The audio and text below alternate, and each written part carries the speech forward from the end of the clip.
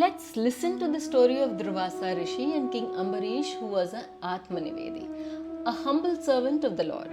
Both he and his queen were performing great austerities.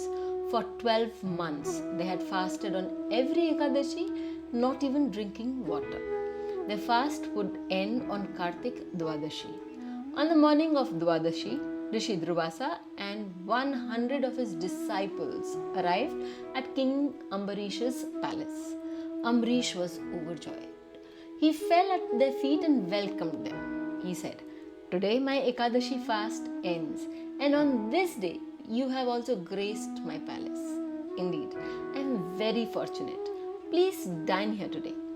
Durvasa replied, "We'll first go to the river for a bath and then return." Druvasa and his disciples went to the river. There's a saying, buffaloes, Brahmins and spinach only have to see water to be delighted. And so, Druvasa and his disciples bathed for a long time. But the sacred time, that is the muhurt, for ending the fast was near. The king's Brahmins advised him, "The muhurt is passing. It is best you eat and so end the fast." Ambarish said, "I shall eat when Druvasa returns." The Brahmins replied, "But it's getting late. Only a few moments are left now. If you eat later, you will not receive the fruits of your fast." Ambarish was troubled. But the Brahmins were very clever. They found an easy answer. They said, "Eat a tulsi leaf. In this way, it can be said that you have ended your fast, and yet it can also be said that you haven't eaten a meal." On the Brahmin's advice, Ambarish placed a tulsi leaf in his mouth. Just then, Druvasa and his disciples arrived. They discovered that Ambarish had completed his fast in their absence. Druvasa never needs to search for anger.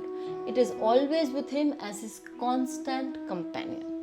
He shouted, "Ambarish, you are known as a great devotee, yet you have no idea how to treat your guests. Why did you eat alone without us?" Ambarish touched Druvasa Rishi's feet in apology.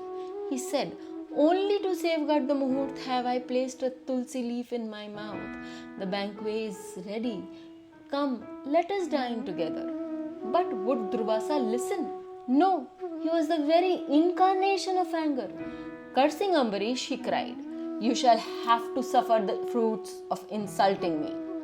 Saying this, he plucked a hair from his head and transformed it into a demoness Kritya. He commanded Kritya to kill Ambarish. Now Ambarish was truly a great devotee of the Lord. He stood with his hands joined in humility. The Lord placed his special weapon, the Sudarshan Chakra, in Ambarish's protection. The Sudarshan Chakra began to spin. Its bright light burnt the demoness to ashes. It then moved towards Druvasa to burn him as well. Druvasa saw this. He became frightened and shouted, "Trahimam, Trahimam," clenched his fists and began to run for his dear life. The chakra chased him everywhere. Screaming, "Trahimam, Trahimam," Druvasa went to Lord Shiva and asked that he be saved from Sudarshan Chakra. Shiva replied, "I cannot turn the chakra back. It belongs to Lord Vishnu. Go to him." For a whole year, Druvasa ran. Finally, he went to Lord Vishnu crying, "Trahimam, Trahimam, save me, save me." He begged, "Lord, I cannot suffer the light from your Sudarshan Chakra anymore. I am burning. Please call the chakra off." The Lord replied, "Druvasa, once my chakra has been thrown at a person, it never returns without killing him. I have no solution." Druvasa began to weep. The Lord then said to him, "No good will be done by weeping. But yes, there is one way of saving yourself." "Lord, quick, tell me please. But will you be able to do it?" "Lord, if my life can be saved, anything and everything will be done," said Druvasa in a humble voice.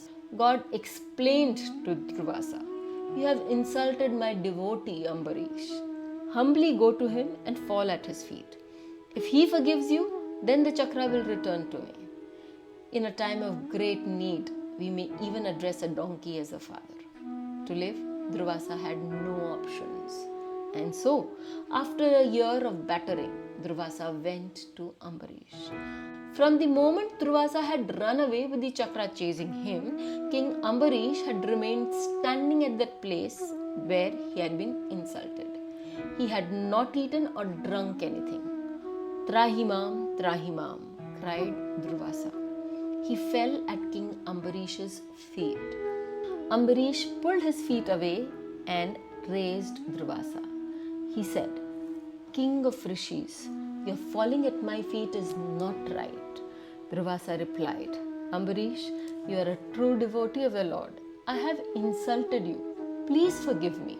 Save me from the Sudarshan Chakra. King Ambarish prayed to the Sudarshan Chakra and said, if the love and the respect I have for Druvasa at this moment are the same as they were when he first came to my palace, then, O Sudarshan Chakra, please return to the Lord. The Sudarshan Chakra returned to Lord Vishnu at once. Druvasa was tremendously relieved. Then both he and Ambarish together went to the banquet hall. The Lord cannot tolerate an insult thrown upon a great devotee of his. So, never take fault with any devotee. Being humble before such a devotee pleases the Lord.